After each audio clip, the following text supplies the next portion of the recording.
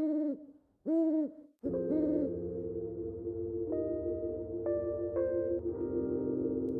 weird stuff.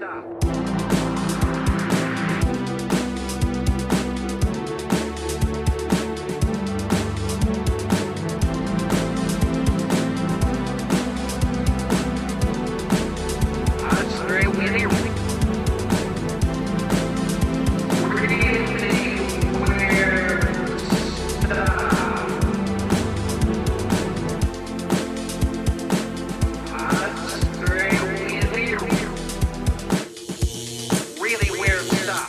Really Weird Stuff is a holistic Twin Peaks podcast. That means we discuss each episode within the context of the series as a whole. In other words, spoilers abound. Welcome to Really Weird Stuff, episode 40, wherein we will discuss Twin Peaks The Return, part 9, This is the Chair. This episode originally aired on Showtime July 9th, 2017. It was written by David Lynch and Mark Frost and directed by David Lynch. It's perhaps best known as the episode where we sort of learn what happened to Major Briggs, and we learn some Dougie lore, and it's also kind of it's a pretty funny episode. It's not like hilarious, but it's like, huh. Yeah. And joining us to discuss this episode is frequent guest and my wonderful husband, Chris Brugos. Brugos, welcome back to the pod. We come to this place for magic. Thanks. Oh, I was not sure now. Oh, I thought of it because of the puddle at the Bang Bang bar. Oh my god, totally. No one can step in a neon reflected puddle ever again without thinking of Nicole. Any initial thoughts before we just get right into it?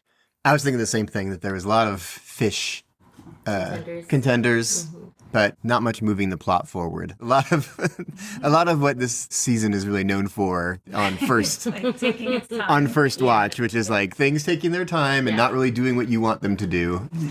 And the things you wanted to have happen are not happening. Something else is happening. Like, who are all these people? Why are we spending so much time with the Fuscos? Why are we spending so much time with everybody? And even when it's people we know and like and want to spend time with, like Lucy and Andy, it's like, this is not going anywhere. This is literally not going anywhere. No, it's...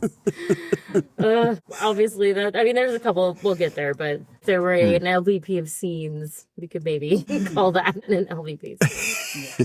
Maybe you will. Maybe we will. We'll see. I guess you can do that. Stay tuned. There's no rules.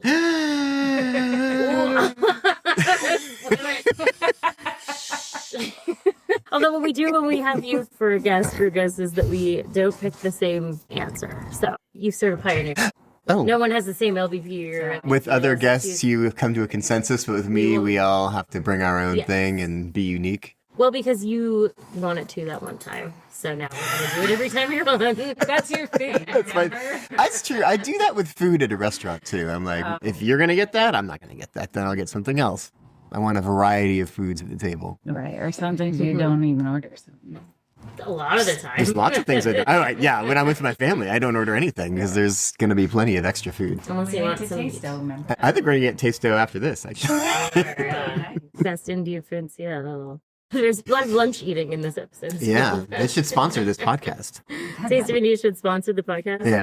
Does us giving them money count as sponsoring? Is that how sponsoring That's works? not really. No. Yeah, they should. I'm sure they're listening right now. Okay, well, let's get into this episode.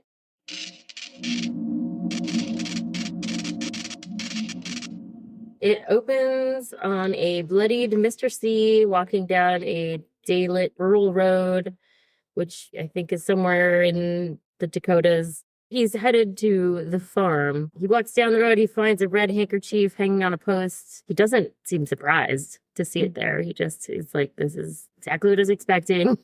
I guess he's not surprised very much. I don't think he's ever surprised. I figured the red handkerchief was like a signal. Yeah. Right. You know, like... You're on the right track. You're almost surprised. Right. Hutch always hangs that where they've got everything locked down. Yeah. It's like the opposite of hanging a handkerchief on your dorm room doorknob. Instead of like, don't come in here. Yeah, it's like, go ahead. You are welcome, Mr. C. Yeah.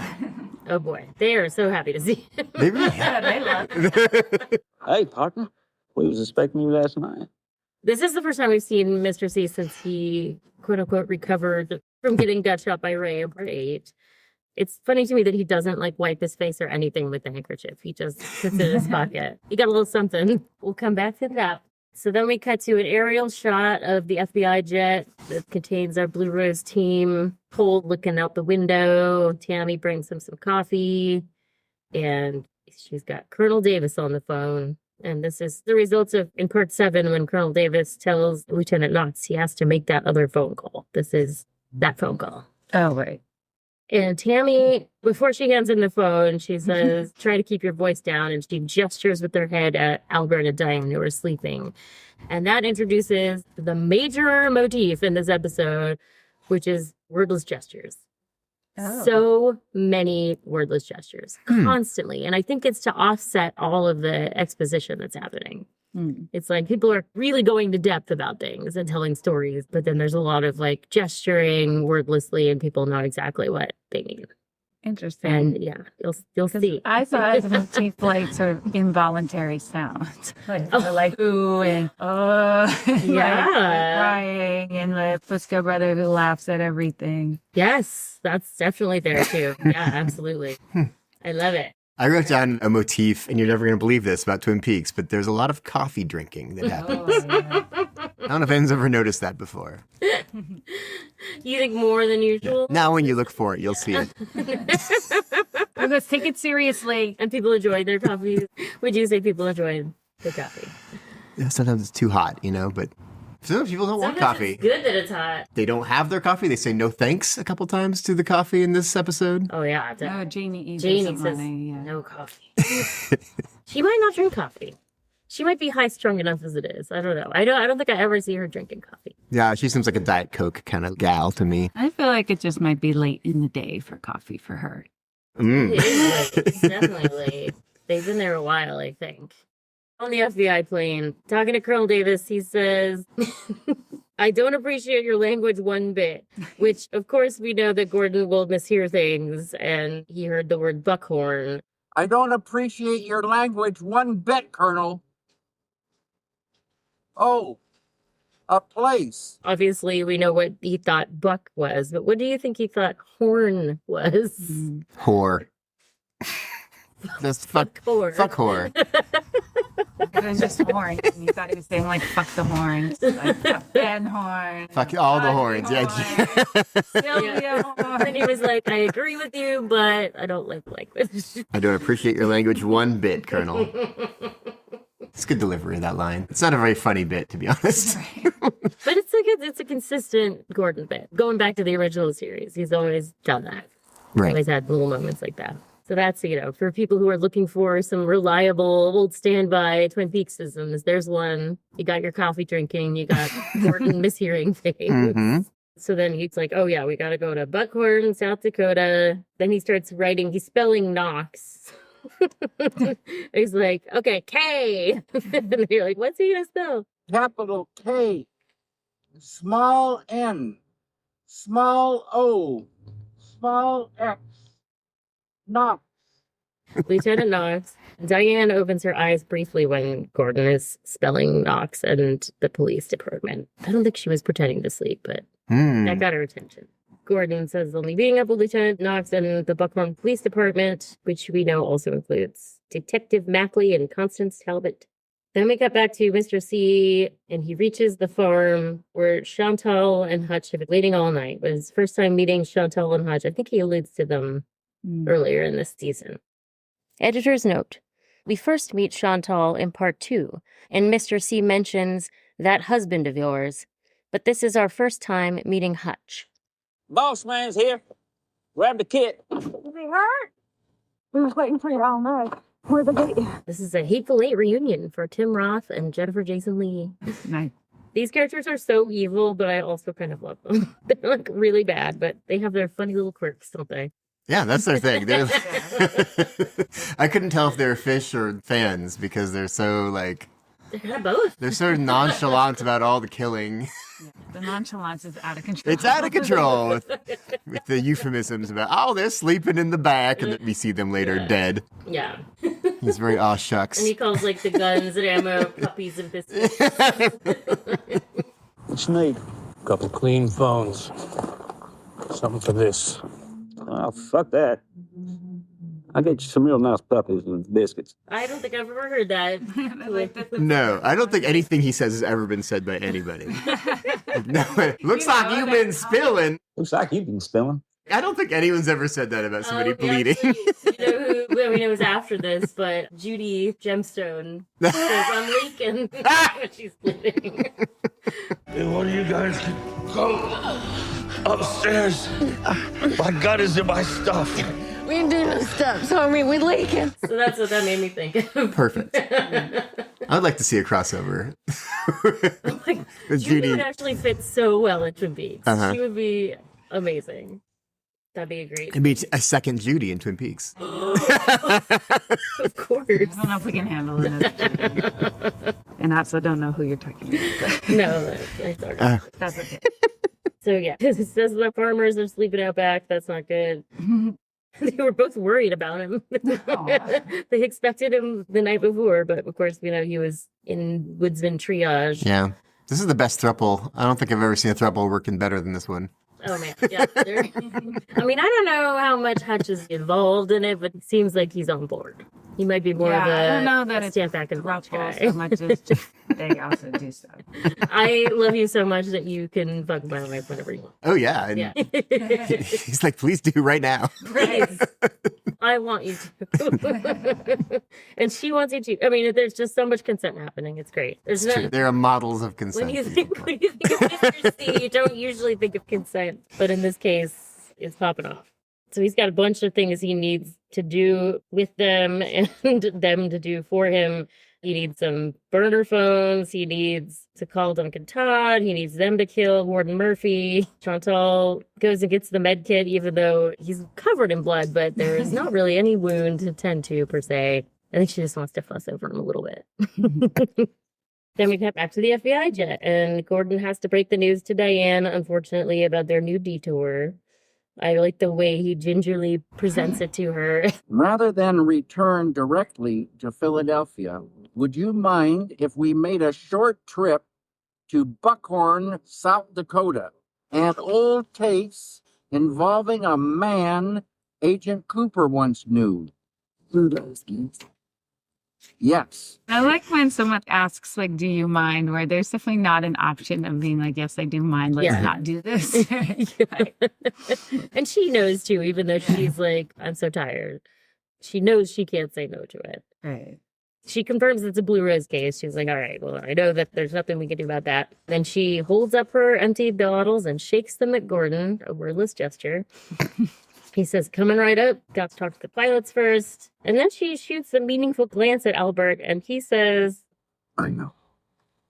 Fuck you, Albert. but I don't think that's what she was thinking. Hmm. I think in that case, she was not thinking, fuck you, Albert. Ooh, what do you think she was thinking? She was just kind of letting him know that she was annoyed about it, but not like, fuck you, Albert. She wasn't blaming Albert.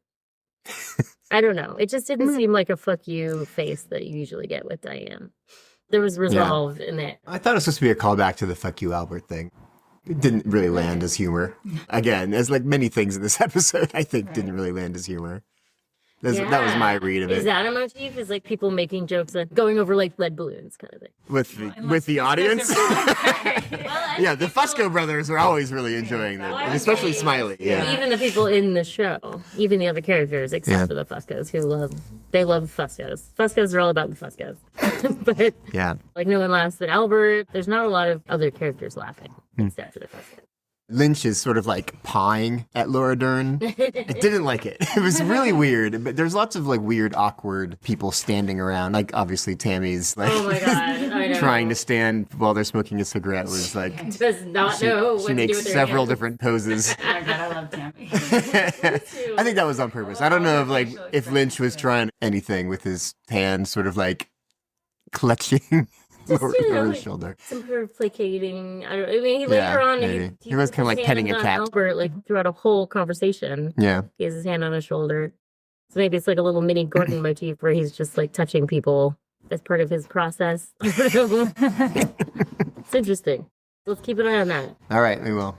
And then Diane looks at her phone and just sees a big message that says blocked, which I think means like she just can't use her phone on the airplane. Yeah. Like it's in forced airplane mode when you're in the FBI jet.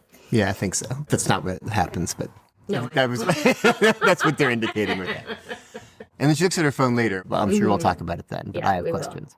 And then the jet phone rings again, and Tammy answers. This time it's Warden Murphy with the news that Cooper flew the coop. he asks, how the hell did that happen? And I assume that Warden Murphy does not give an honest answer. Right. I assume It's that. just like shrug. Right. That conversation ends very abruptly after that. Because they cut back to the farm where we see the sleeping farmers. They're not sleeping. And then Mr. C uses a hilariously bejeweled phone. I love that. Burner Give me a phone. burner phone. Have this fun pink sparkly phone. It's really funny. And then he sends the text, around the dinner table, the conversation is lively. And this time I noticed that it's all lowercase when he sends it from that phone.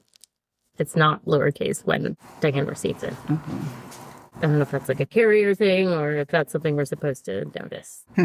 Maybe every I think we're supposed to think about it. well, we're supposed to think about it, but- The phone that he was texting from was real old school texting. Like it would have been more of an effort to make it capital. yeah, like Smartphone would just automatically capitalize it. that's a good point. He's got to get it off. Oh, yeah. Was he like having to use the 10 key thing like, Yeah. to make letters? Yeah, we kind of saw the end of him writing it because he was having to Right. through it, like putting your name in this video game. Yeah. He's so Arcade or competent with something. electronics. As long as they're like a little bit old school. Yeah. I mean, whatever he's picked up, he's been good with tracking devices and things. Yeah. He's plugged in. It's like tech support. Plus, he must have Diane's number memorized. Like, who memorizes numbers? Yeah. Ray. I always wonder if he has like Coop's memory. Yeah, Coop has an amazing memory. Oh. He probably does. It's like I just think he almost might have like a photographic lot of memory. Coop's powers. Yeah. Well, and he has a little Coopy moment coming up in a minute. But I do want to talk about this phrase. And we can talk about it when Diane gets it, or we can talk about it now. Do you guys want to wait, or do you want to get into it? I don't care either way. It's kind of a reveal that it's Diane getting messages from Mr. C, right? Yeah. Yeah. When she gets that message, that's a oh shit moment. We're like, I can't believe that Diane was the one who received it. Yeah. Right. Let's talk about it then. Okay. All right. So then Mr. C calls Duncan Todd. Poor Duncan Todd. We do flash to a quick trip over, because a lot of the other calls, we just see the one side, but this time we actually get to see Duncan Todd, so we can see his terrified face when he has to tell Mr. C. Not yet. Better be done next time I call. Dougie's still running around. Mm-hmm. Oh, yeah. So one of the things he told Hutch to do is go to Vegas and kill 2 people, right? Mm-hmm. Yeah. Who do you think those people are? That's, well, one of us definitely Dougie. He's just like a backup for Dougie. Backup. Oh, I was thinking maybe it's Ike and the guy we just. Right. I was thinking maybe Duncan Todd. it's kind of cleaning up the tracks. Oh, of you're it. probably right. Duncan's gonna Yeah. kill Dougie. He's gonna Kill Duncan erase and the Ike. two. Definitely none of those guys make it out. Good call. And then Mr. C talks about killing Morton Murphy, and Hutch is all like, you want Chantal to mess with them? You want Chantal? Mess with him before I kill him? I'll sing for me. I guess her specialty is torture. She likes to torture. And then this is like, there's so much weird body language coming from Hutch, and I was getting like Gomer Pyle energy from him.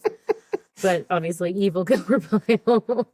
And then when he tells Chantal to give the boss a big wet one, he kind of like looks away to give him some praise, which is really funny. That's when almost gets hit by the mirror, or maybe does get hit by the mirror on the truck when the door opens. Yeah. I think they left it in. I think that was probably not That's an not really accidental supposed to happen. Yeah. He gives them some creative freedom here. Says, kill him at home, at work, or on the way. Right. I like the way he says it. Kill him at home, at work, or on the way. It's a little bit more like folksy than we usually get from Mr. C. Yeah. Sure. Maybe he's got a sort of renewed lust for life. I don't know. Well, I think he actually likes these two, and I mean, they're amazing at helping him. Yeah. I can see why he'd be really They're happy pretty- with them. They're like good employees for They sure. are. They're actually competent for the most part. And they do really love him. They love seeing him. They're happy to see him. And then there's the contender for fish for me when Chantal gives Mr. C a bag of Cheetos or Fritos or whatever, a little bag of chips. Uh-huh. She just like presses it into his hand like it's like a meaningful romantic gesture. going off to war. And I think for her it is. Like I think snacks are her love language. Receiving snacks and giving snacks. All right, we'll keep an eye out for snacking. Yeah, she's a big time snacker. Oh, okay. We did already see her snacking a little bit. When Mr. C visits her in the hotel room and she's right next to Daria, she's got snacks everywhere. She says she wishes the kiss were more, and then he says, I'll take a rain check, which I feel like that's a kooky thing to say.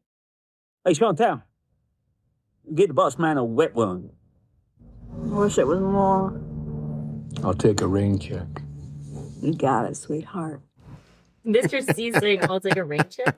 That's the vocabulary that's floating around in there. He's much nicer to these two than anybody else. Anybody ever, yeah. Even his own son. Goodbye, my son.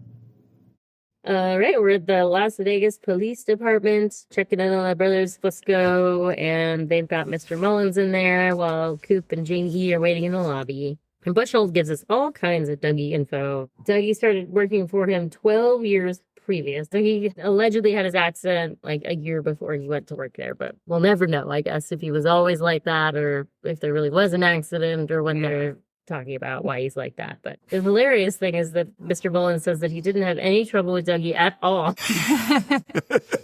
No trouble at all. Even though he was definitely stealing from him with Tom Sizemore. Tom Sizemore, yeah. He was good at hiding it because he's so Dougie about it. He's so dumb. Like, I could not possibly suspect this idiot. You ever give any problems? No, I've never had any trouble with Dougie at all. He's a solid citizen. So you can't think of any reason why someone would try to kill him? Not off the top of my head. What I really want to know is how he and Janie E got together, but again, they'll just have to live in speculation. And then Mullins tries to find out what the brothers Fusco actually know, like the way he says, damn strange business. Damn strange business. First his car blows up, and then somebody tries to kill him. And they don't give him anything. Completely straight face. There's a couple times we get this pan across them in this scene. It's lots of panning across the Fuscos. Pan across the Fuscos. They just say, we'll get back to you as soon as we hear something, which they will never get back to him. And then Bushell makes like a sort of open and closed fist gesture. Yeah, he's doing that a lot. Which brings to mind for me, Lil in Fire Walk With Me, because that's one of the things she does. She's got one hand in her pocket, which means law enforcement is concealing something. And then open and closed fist means they're going to be uncooperative. Huh. So. And they're being uncooperative. Yeah. It makes a lot of sense from him being like an ex-boxer as well. Like, Right. Just like he has problems with his hands. He's flexing and probably has a lot of pain in his knuckles. Mm-hmm. So I just thought it was like a cool character thing that he did. While I'm, talking to you guys, I'm doing this thing that his character would do. I liked it. But I didn't at all think of Lil. Yeah, I wonder if we'll see him do that again. I don't remember. On his way out of the office, Mullins tells Coop he can take the rest of the day off, but then starting the next day, they're going to work together on this thing. Editor's note. Mullins thinks that people are trying to kill Dougie because he's uncovered the insurance fraud perpetrated by Anthony. And he says, get some answers. And Coop, I think this is the only thing he says in this whole episode. Answers. Answers. So that's kind of funny. And he never looks at Mullins. He just stares dead ahead the whole time. And then we're back in the Fusco office. And then they run through what they didn't tell Mullins, which is that there's no trace of Dougie prior to 1997. And they say witness protection, but I think they all know that that's somewhere to this. Witness protection? Maybe. They just bring it up as a possibility. Well, they're following up the federal guy. Justice? Is that Yeah. the Justice Department? Justice, right. Yeah. So that could be a witness protection follow-up, but they could find anything from that. And then there's just some small talk about getting a taillight fixed, just so we can get some rapport with these guys. And one of many non sequiturs that happens in this episode about an Australian with pliers in this case. To the tune of $239 for a fucking taillight. Must be a beauty.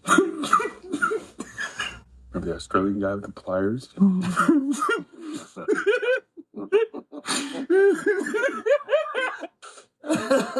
Remember that Australian with the pliers. Yeah. I don't think we do. But they do. And it's funny. There's something funny about it. Well, in this show, there's a lot of references to things that have happened. And I'm not ever sure if they actually happened in the show or not, because I'm like, did that happen? I don't think in this case there was an Australian with pliers. No, this is just the brothers That's their lore. Their own personal lore, exactly. Yeah. But I do think there was a little maybe mini motif of that, like people referring to things that are completely outside the narrative of the show. For some reason. Again, maybe to offset the expo dump. So then they get back to the discussion at hand, which involves what to do about Coop and Janie. They love to get a little dig in at Janie. Don't appreciate that. She does all the barking. It's because you guys are fucking frustrating.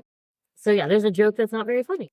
And then D. Fusco, Dave Ketchner's character, gets the idea to get prints off of Coop's coffee cup. A fresh one. And he says gotcha when he slips it into the evidence bag. Gotcha. It's like, what do you got? You don't got gotcha. A cab. Totally.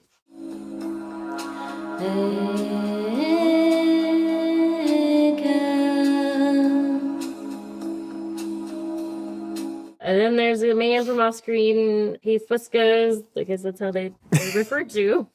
And they all say yes at the same time. Hey, Fusco! Yes. They call him Sergeant. His credits name is Desk Sergeant. But they tell him, like, go run this.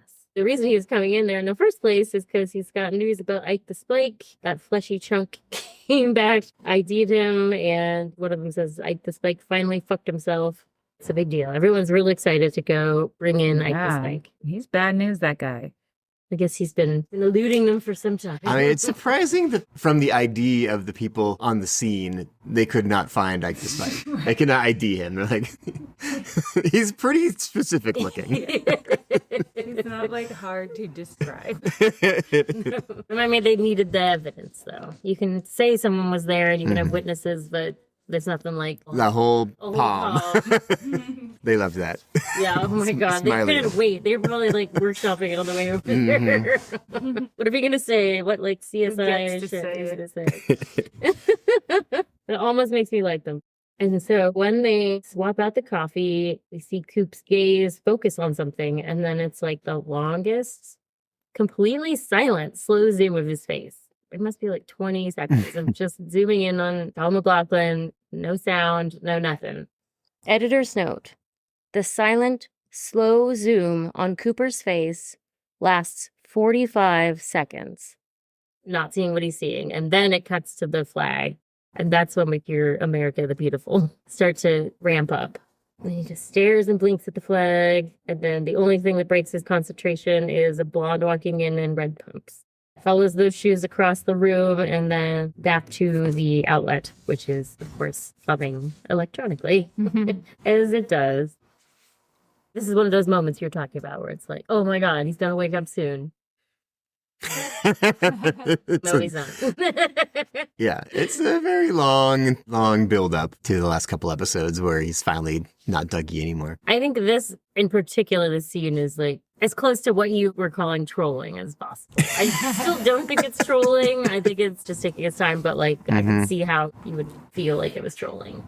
We went to a Twin Peaks festival last weekend, and there was an improv troupe, and they were trying to get somebody to guess Dougie. And the clues that they gave them were, you know, you don't always get what you want when you want it. It might take a long time when you're something else that you don't want. And I felt like they had been listening to this podcast. Maybe I don't think I'm the only one who feels that way. That No, you're not. obviously this is like probably the thing that people on the first watch of the show would say about it. Why do we have Dougie for 15 episodes?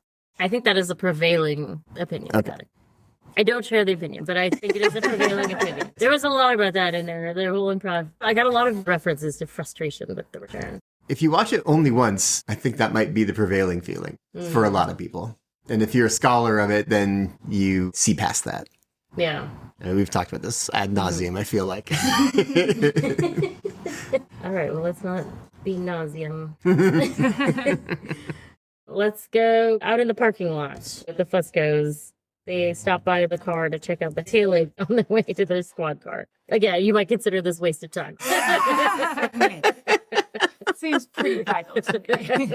You know what? It tracks for me, though, just because like they're so excited to catch Ike the Spike, but they're also so into their own shit that they stop to look at a tail. Yeah. It tracks. Yeah. Actually, a lot of these things this is just how people are. Yeah. Not everything people do is leading like Right. clockwork to solving a crime or telling a story. Yeah. Right. Or Life is full of explaining- diversity. Or like only referencing things that like everybody there will know, you know. Right. You know, Yeah. just because we don't know about the Australian with the pliers doesn't mean they wouldn't mention it. Right. And I think that's the point. Like TV, everything's supposed to pay off. Yeah. Yeah. There's a lot like Or at least a movie, everything's supposed to pay off. But with TV, not everything has to pay off. Sometimes you're just doing it because it's funny. Or you think it's funny. I mean, So- a lot of the return is like the opposite of fan service. Right. This is me doing what I want to do. Right. I don't have to answer to the networks or anyone. Mm-hmm. I just wanted to explore more. We'll look at this outlet as long as I Yeah. watch a guy sweep up a bar. Who gives a fucking shit how long the Fuscos talk about their taillights? Exactly. Who gives a fucking shit how long a scene is? But then we're at the motel where Ike is leaving a message for JT. Some people on Reddit were like, maybe he thinks that Duncan Todd's name is JT, like DT. Maybe he like heard the initials DT, but I don't know. It's Right. probably not all that important. Right. Or maybe Duncan Todd's used a fake name. Yeah, maybe. Maybe Ike the Spike has his own life. Knows people that we don't know about, like we were just saying. He does say no cigar as Yeah. if he's referencing I didn't get to kill the guy. I didn't kill the person you want me to kill. Taking medical leave because But Duncan already knew that. Yeah. So you're right. So JT is somebody else. Yeah. But how did Duncan know that already? I don't know, but we saw that Duncan knew it. Oh, he said not yet. Although this could have happened before that, I guess, because some things do happen out of order. But it could be someone else. You're right. He has his own life. His buddy. Somebody else who's interested. Who was like, come meet up with me after you kill that guy. Or there could be a whole different cigar he's talking about. They have a long-running guessing game going. Yeah. But no cigar. The interesting thing for me here is that he's got like a full glass of his Jack Daniels, which I remembered how in the original series, Bobby and Shelley have Jack Daniels, but they crossed out the J, so it's just Hack Daniels. Yeah, A.K. Daniels. Every time I yeah. see Jack Daniels, I always think Ack Daniels. So he has a full glass when he's making this call, and there's still a little bit left in the bottle. And then when we cut back to him, there's nothing in the bottle, and he's got another full glass. He's finishing it off. He's getting out of there. He doesn't want to leave any of his Ack Daniels behind. But then, of course, he's met with 3 cops at the one end, and for some reason, he thinks if he goes the other way, that'll be okay. Worth a shot. I enjoyed that. That was And his little sound that he made himself. Yes. Ike, you're under arrest for attempted murder. We have your palm print. As a matter of fact, Ike, we have your whole palm. Yeah, the little whimpering. It's like, sound. and I don't know if it was him whimpering or it almost seemed like it was coming from his cast, which was kind of funny. No, I think it was him. I know it was like, him going, I'm busted. yeah, right. That does sound kind of like the foot. It's not his foot. I thought that sounded like Snacks the Bunny, but we'll get there. I'm sure it's the same, whatever Snacks uses for her voice thing. But then we get a just gorgeous shot of the sun shining through the trees above the sheriff's station. We've seen other establishing shots of the sheriff's station where they start in the trees, and it's so nice. I guess that's just how that building is, the way it faces the sun in the morning. You always like those kind of fingers of light coming through clouds or trees. Then we get a moment in the life of Andy and Lucy as a married couple, arguing over which comfortable fabric chair and ottoman to buy. Should it be the beige chair? Should it be the red chair? I really love the beige chair. Why? I think Andy's right in this case. Yeah. But in order to tell each other that, they get up out of their chair to go to the desk. Yeah. So this just takes extra time. Editor's note. This chair must be for their new study following Wally Brando's blessing to convert his old bedroom. Have we ever been to their house? No. I don't know. Like maybe the beige There's goes. there's a deleted scene. Editor's note. The scene with Lucy and Andy in their home, Andy playing the trumpet, occurs in a cut scene of The International Pilot. But it's like early on when they were dating. So I don't know if it's their house together or what. But they're at home and Andy's playing the saxophone or trumpet or something while Lucy's sitting in a chair. I think it's the only time we ever see them outside of out and about in Twin Peaks. Plus the photo that's behind them that is like my favorite photo ever. The weirdly photoshopped picture It of the doesn't look like the three of them were in the same room when that photo was taken. With Wally. with Wally. It's like a Christmas tree. It's like a young Michael Cera face, like just ripped from a Arrested Development scene. It's so funny. So that's a slight glimpse into their life. That's like maybe one of my favorite props that's been in any show ever. It's so funny to me. So, but in the end, Lucy gets what she wants, and this is how they compromise it.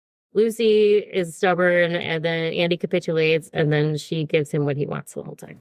Cool. I don't know. I guess it works for them. The option.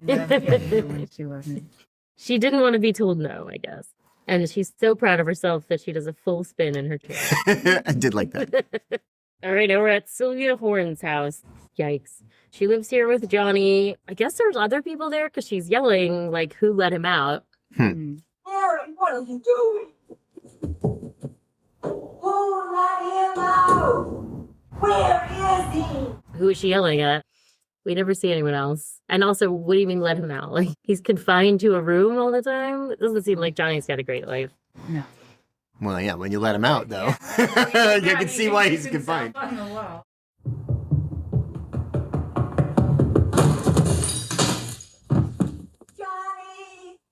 Yeah. Does Ben not still live with her? No, I looked this up. It's cleared up in the Mark Frost books. Oh.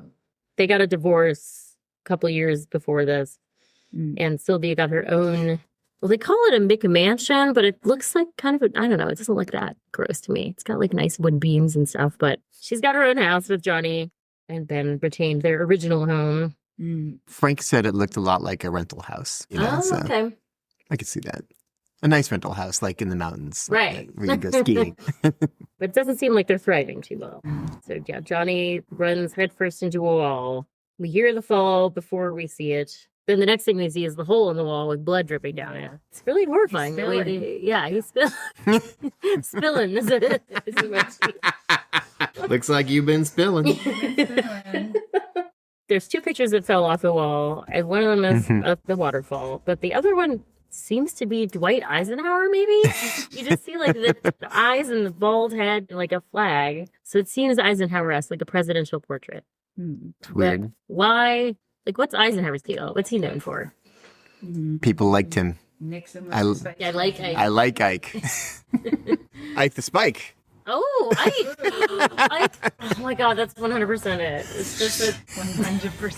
I got it. We nailed it. Maybe not 100%. But you know they love to do the double names. You gotta have two Ikes. Yeah.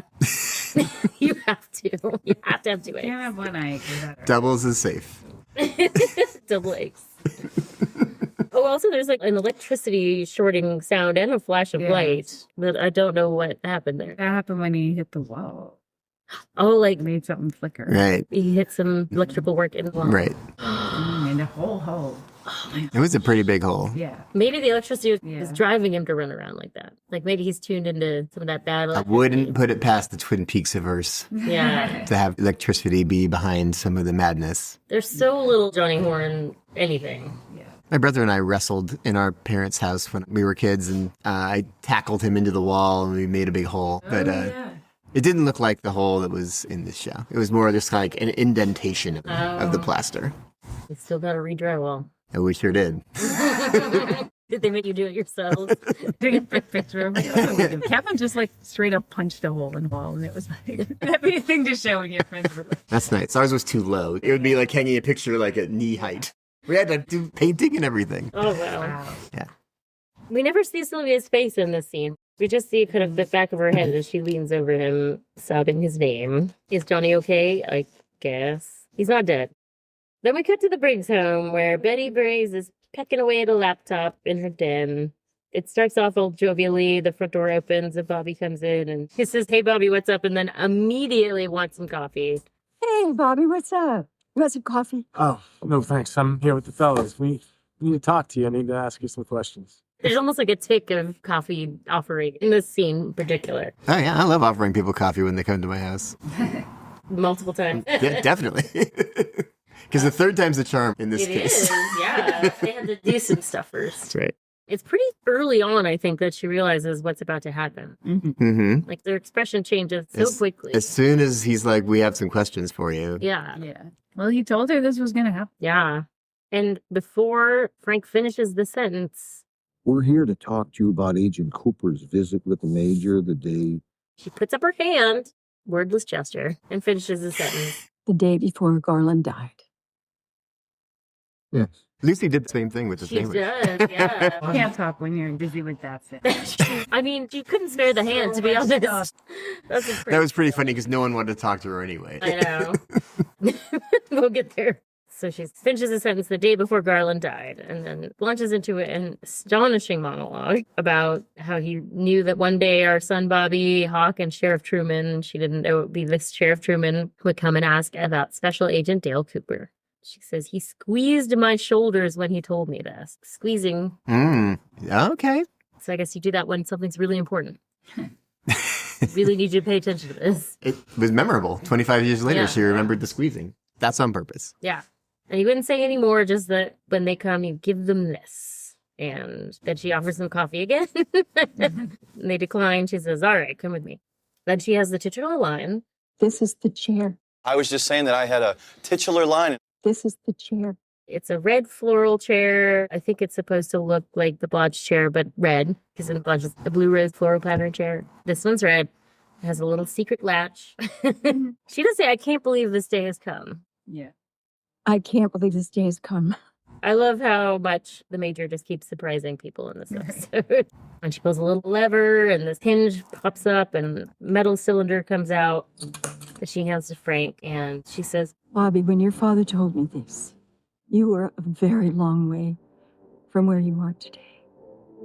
Somehow he knew that it would all turn out well. He saw this life for you.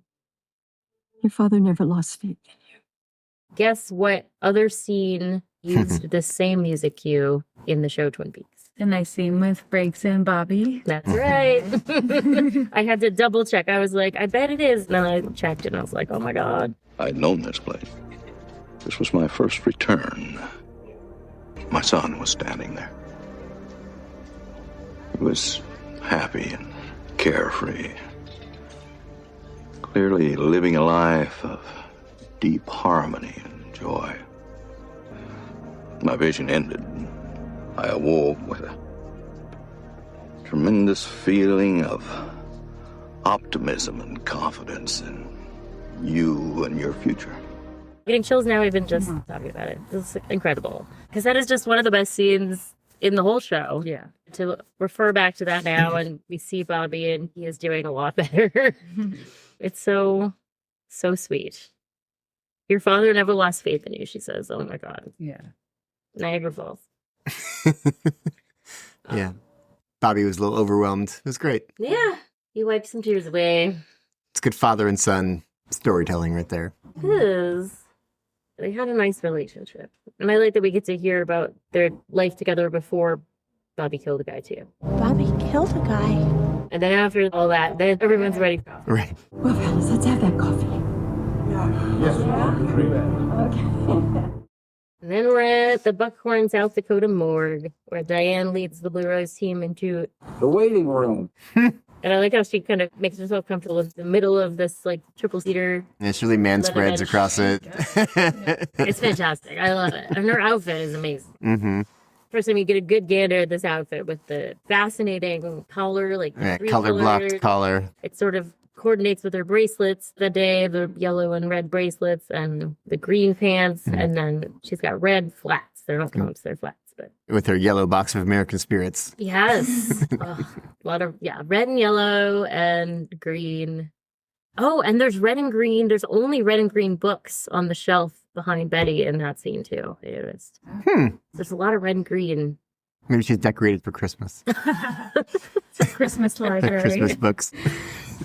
It's October, though, because we see that it's October when Hastings dates the picture. Some people start decorating for Christmas early.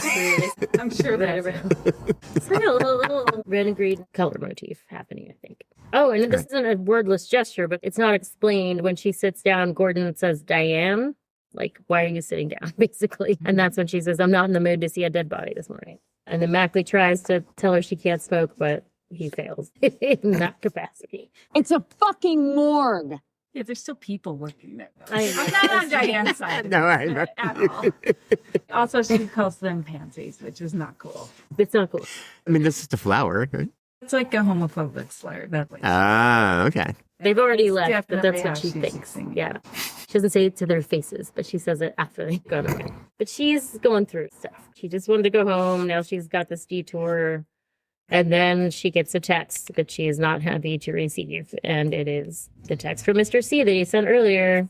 Yeah. Around the dinner table, the conversation is lively. And she looks visibly disturbed.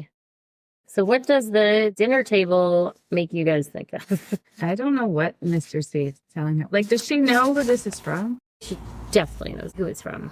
The way she looks so worried. Yeah. It's like, who else? Yeah. And she's already run into Mr. C, identifying him as Evil Coop. Yeah. Right. I just don't understand. And then we find out later she's not really Diane. Mm-hmm.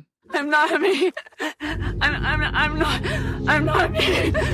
She's his tulpa that he created. Right. Okay. Someone manufactured you. I'm not. Fuck you. I guess the inconsistent part is that she is ever helpful as Diane to the investigation. I think that there's like a sleeper agent kind of thing happening with her. Okay. Where she really does forget that she's working for him until she sees messages from him. Mm. And then as soon as she's done that, she goes back to Diane, just like feeling fucked up, but not actively knowing that she's working for him. Editor's note. The Diane Evans sleeper agent timeline. 3 to 4 years after Coop gets trapped in the lodge, Mr. C visits Diane at her home in Philadelphia, questions her about FBI cases, and then sexually assaults her. He takes her to a gas station, as she calls it, probably the convenience store. He traps her in the lodge, creates her tulpa, and then sends the tulpa back out into the world. He makes sure that tulpa Diane remembers her trauma, but not that it wasn't her Coop. She retires from the FBI because of this trauma. Before she retires, according to the final dossier, she redacts and edits some of Cooper's tapes and transcripts. Mr. C presumably lets her be until 2016, when he sends her the text that says, around the dinner table, the conversation is lively. She responds to him in an encrypted message. They have Hastings. He is going to take them to the site. Gordon and Albert were already intercepting her text communications because of their suspicion, and this text confirms her double agent status, but they don't yet understand the extent of it. After they return from the site with the photo of the coordinates on Ruth's arm, Albert notices Diane trying to memorize them. She gets the text, Las Vegas, ? To which she responds, they haven't asked yet. Then she enters the coordinates from Ruth's arm into her phone map and sees that it leads to Twin Peaks. Later, she receives the text, all, in all caps, with a sideways smiley face, and she responds with the coordinates. I believe the text triggers assassin mode, and she knows that she is supposed to kill the Blue Rose team.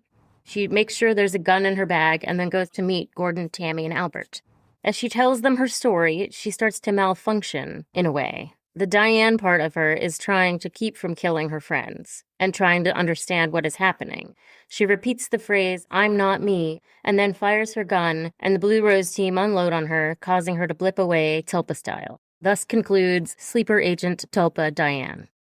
So as an audience, at this point, we're supposed to be like, she's working for him? Yeah. We're supposed to know that. We know that she's a spy now.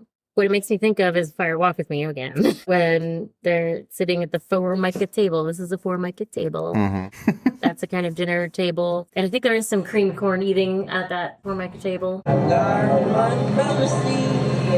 And also in Fire Walk With Me, there's the dinner scene where Laura didn't wash her hands. Right. Oh, yeah.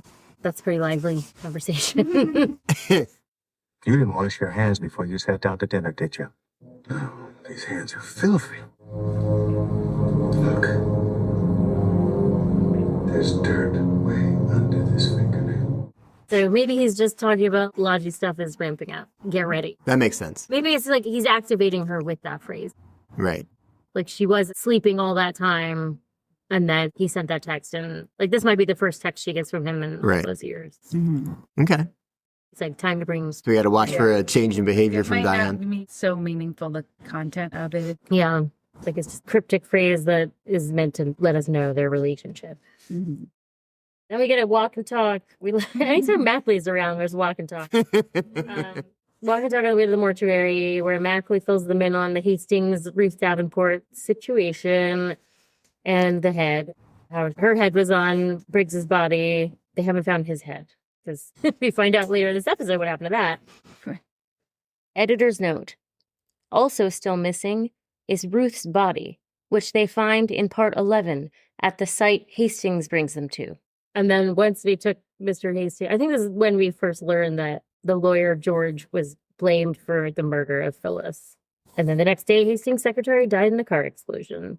And then Albert gets his first snarky line in this mini-second if you say, I know, fuck you, Albert, but...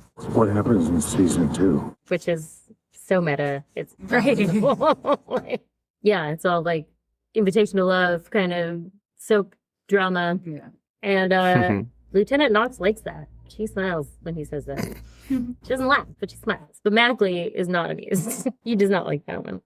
And then I like how Gordon says, apologies in advance for Albert. Too late. There's probably more coming. Yes. There is, actually. Yeah. We see it. Indeed there is. And then we're in the mortuary where Constance Talbot does not know that she's about to be swept off her feet by Albert. They're a good match. They really are. And a gesture, which I noticed only, like, not this last watch, but the one right before. When Knox walks in, Constance gives her a little salute and Knox returns it. Like they've had a little off-screen bonding time, which is fun. I like that they like each other. It's kind of a sausage party, I think, for Constance. Get a little of that lady energy.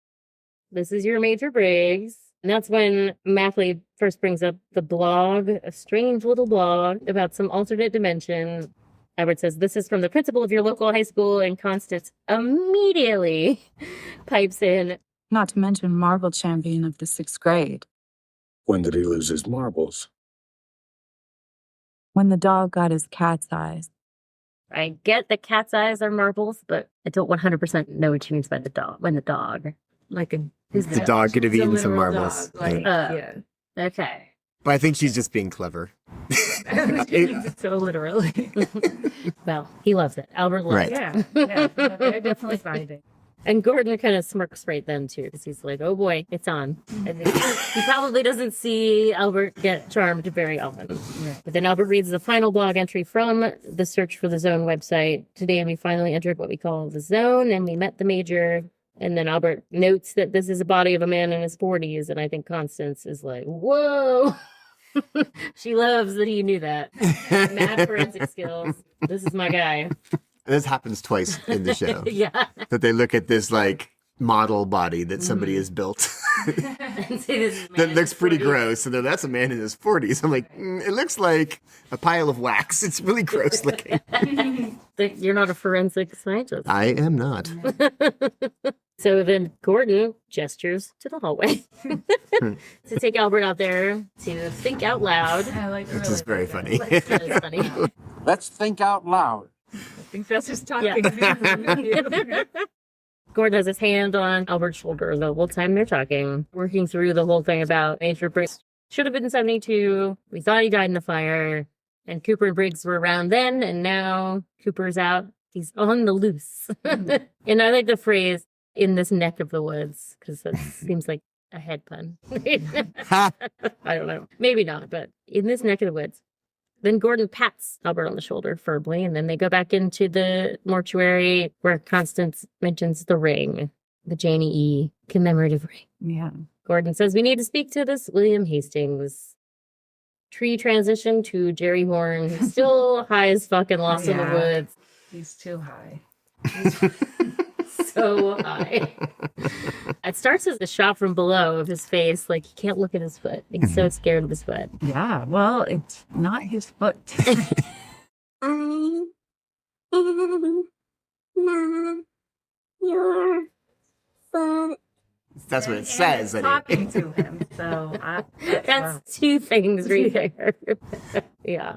It's a long scene of him quickly grabbing his foot and then Right, he's pulling like back terrified. standing like he's trying to get as far away from his own foot as he can. I know. And then he lunges for it and then very quickly gets scared and stops. It's like, it's a very cool movement, actually. I'm sure that it was all very explicitly explained to him what to do, like how to move in this scene. It is really funny that he says go away as he grabs his foot. I don't know what he was trying to do there, but it makes him fall over. Exercise the voice in his foot. That's his foot.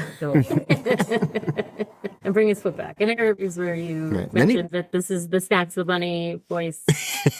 Local Seattle celebrity. Snacks the Bunny. Right. I asked my doctor if there's any special things I should do to, prevent getting the coronavirus. And, he told me the basic things, don't make any contact with people who, you think might be sick and don't touch your face, all that stuff. But then I asked him if I should refrain from making eye contact with people.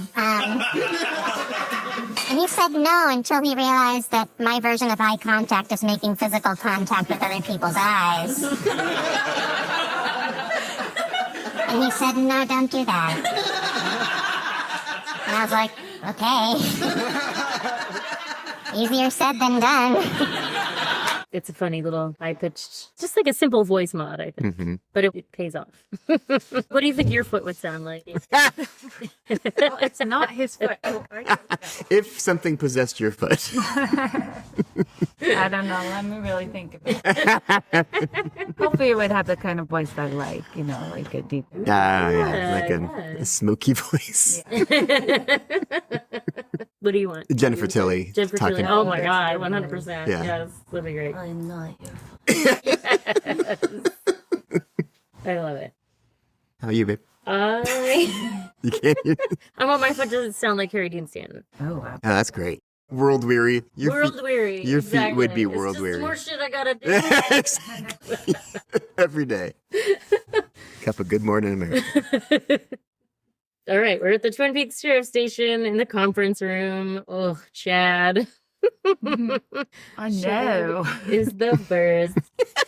I know. That's a weird way to deliver that line. That's weird. No lunch in the conference room, Chad. I know, but you guys have donuts and coffee in here all the time. Chad, take your lunch to the lunchroom. Sometimes you just say something weird. Yeah. Yes. Right. That's so true. I know. And he's like, I need to retake that. I said I know in a weird way. And Dave was like, no, it's perfect. We got what we need. We got what we need. We could tell your lunch smelled bad. He's got 2 TV dinners. Yeah. And a bowl of what looks like creamed corn. Yeah. Which, of course, he's eating creamed Conversation was not lively around that dinner table. Now. No, he's just like chuckling. Is it a magazine? Yeah, he's reading. It looked like a magazine. He had some novel before and a cup of something in a mug. And they make him leave. And he says he's sorry, but I don't think he really is. And then he stacks up his stuff so slowly. He definitely begrudgingly says he's sorry. He knows he's in trouble, and they're pissed off at him, and that the sheriff doesn't like him. Nobody likes him. Yeah. Wow, he asked for a little help, and nobody is until I think Hawk realizes he's not going to go in there until they open the door. He kind of let stuff in there somehow.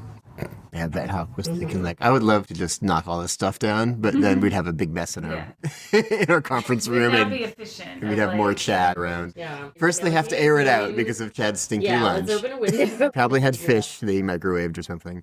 Even just like those TV dinners, if it's like Salisbury steak or good. something. Those things are gross. The cream corn probably smelled gross. I don't even know how he got a bowl of cream corn to the office. It's Why, Chad? Wow. Why? He probably farting too. 100%. He doesn't smell good. There's no way he smells good at all. And on the way in there, they saw Lucy. She's got her big ass sandwich that's just so much stuff in there. spilling out. Yeah, like Things a are big spilling slice of ham is coming out like a tongue or something. It's such a wild sandwich. It looks pretty good. You like that? You like a big sandwich? I mean, it was big, but it was holding together. Yeah. Even though surprisingly holding together, I think is how I like my sandwiches, yes. You like architectural A marvel, yes. How does it have the structural integrity? I can see the appeal there. Yeah. I don't like a sandwich falling apart. No, that's awful. It defeats the whole purpose of a sandwich. It's very disappointing. As they walk in, they say hello to Lucy, and she says, I'm not here. I'm on my lunch break. They just wanted to say hi. It's fine. So after Chad leaves, they sit down in the conference room, and Frank starts looking over the little tube, trying to figure out where. And then I love the line, and Frank says, well, the hawk suggests a hidden button. And Frank says, this is like the most old man thing. I don't see any hidden buttons. That was pretty funny. Yeah. But Bobby knows what to do. He's got a little grin on his face, and he knows how to open it. I know how to open that. My dad brought one home one night.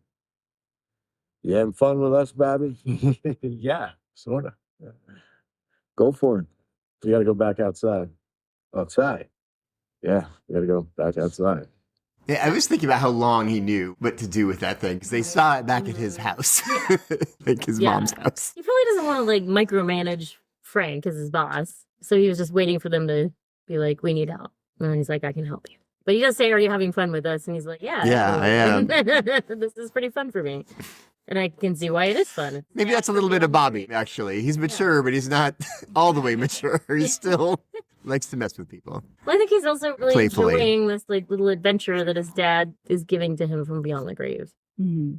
Like he didn't think he was going to have any new He definitely does. interactions with his dad When ever it again. continues with the, right. We got a lot of Briggs, obviously, in this episode. Yeah. We learn a lot about Briggs and revisit his life.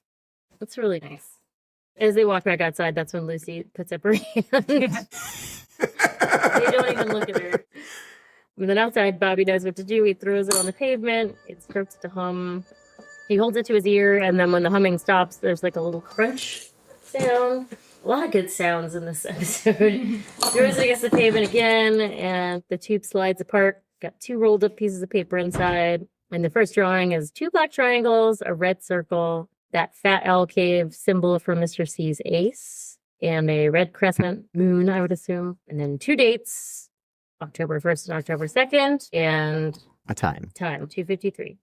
Although he did say 2 dates, same time. Same time. I don't understand how he One is interpreted not- One is the yards east of Jack Rabbit's Palace. I guess it's same time each day. Same time each day. You're right. That's what it means, but I don't know how he could infer that from 1 time and 2 dates.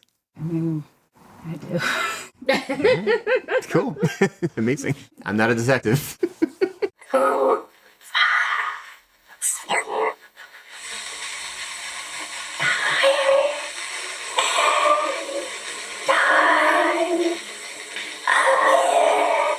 I know we mentioned this before, but it's important to bring up again that 2 + 5 + 3 = 10, and that's the number of completion. David Lynch loves the number of completion.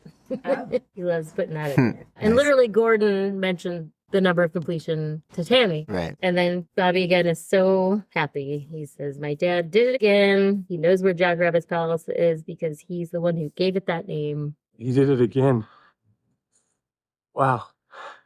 I know exactly where Jack Rabbit's Palace is. When I was a little kid, he took me to this place. It's near where our station used to be. It was our make-believe world, where we made up stories. And I was the one who named it Jack Rabbit's Palace. He saw all this. Wow, that's my dad. It's so sweet. Briggs really did love the woods, even though it was also his job and also horrible, terrifying things happened to him in the woods. He was still just such a passionate, outdoorsy man. It is nice when you get to see Briggs in his mountaineering outfit one time. He has a little knit cap and a vest or something. It's out of his uniform. He's camping. He was almost always in his uniform. Yeah, even at home. Mm-hmm. Then on the second page, there's a bunch of codes that are like a letter followed by 3 numbers. And some of them repeat, but there's a lot of ones that are alone. And then it says Cooper, Cooper, and then just CO. Not a full 3rd Cooper. So I feel like that kind of refers to Dougie. It's like, he's not a full Cooper. It's just 1/3 of it. Hawk hopefully says 2 Coopers. And they're referring to a conversation that we actually did witness, where he talked about whether reading the diary. And he says, if the good Cooper. If the good Cooper's in the lodge, the guy who's out is not the good Cooper. Back in Buckhorn, Diane is outside smoking, and Tammy and Gordon come out while Albert's indisposed, which we later learn means that he was setting up a date with Constance. And Diane's puffing away, and this is also a long scene of Gordon just like looking at the cigarette and then at Diane and then at the cigarette and then Diane back and forth. He's like, offer it to me. Yeah, I know, he's looking at the cigarette. And she never does. At the end, he has to hold out his two fingers. Is it a wordless gesture to ask for a cigarette? For just a drag. Tammy gives a little scold at that point, and she lets it go real quick. But yeah, my favorite thing about this scene is the way that Tammy cannot figure out how to stand. I think Diane makes her really nervous. Well, I think she's also like annoyed. I don't think she really wants to stand near someone smoking, but she can't. Okay. I think it's a little bit that. Also, they have all this history, Gordon and Diane. So she feels a little bit like the new girl. Yeah. And they even refer to the history. They used to smoke together way back when. I do really like how when Gordon takes the one puff and he goes, "Whoa." It's like so true. Like when you haven't smoked for a long, long time, and you take one puff of a cigarette, it's such a crazy head high right away. They all rush. He never does take another puff. He holds it for a while. We have a couple of friends who would like to just hold cigarettes sometimes. Oh, yeah. 50% of the pleasure of a cigarette is the holding of it, I think. It's like the most calm and nostalgic Diane ever is. We used to smoke together way back when. You remember? Yeah, we sure did good. Sure did. He had a nice life once upon a time. Right. It's kind of incongruous with her being activated as a sleeper agent by Mr. C, which Well, I think just it's happened. only when she's looking at her phone. Okay. It's a weird kind of activation. Does she have to be looking at her phone to do anything for Mr. C? I guess we'll find out in later episodes. I forget. I mean, the next time she's activated, it gives her like a command, and then she knows what to do with that. But she's kind of fighting it. That's when she has her little tulpa freak out. But she's kind of like fighting against it. I mean, Mr. C obviously has such mad technical skills that they border on supernatural. Yeah. Yeah. Why do you think we do the reveal in this episode then, from a storytelling point of view? It's a good question. Because she doesn't do anything with that information yet, letting us know that's going to happen if we really think about it. It could have happened earlier. I mean, that's par for the return, is things getting set up episodes earlier. Yeah. And paid off much later. At this point, that's when they want us to know that there's something up with Diane. Right. We already saw her so traumatized by meeting Mr. C, so we know, maybe that's part of it too. We had to see her be like so traumatized that we would never suspect her. And now we're like, wow, there must be something going on if she was so traumatized by Mr. C sending her message. And she's still, she's getting messages from him. The way they do this kind of storytelling is hard to follow on purpose. Okay. Yeah. Because it's like, they would never let you do this on a TV show. Because they want you to be able to look at your phone and still know what's happening in the TV show. And not have to remember anything that happened before.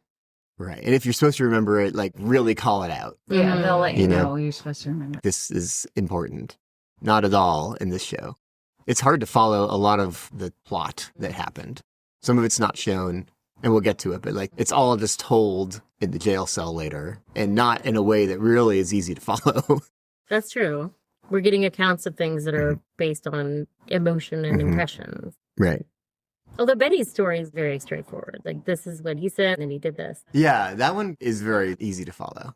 I mean, there's no like musical cue that's like, you are supposed to be shocked right now that you're seeing this message on Laura Dern's phone. Right. It's all about her face and body language. Which I missed. It's easy to miss, I think. You missed her face? Oh, there's a lot going on in her face all the time. Can't argue with that.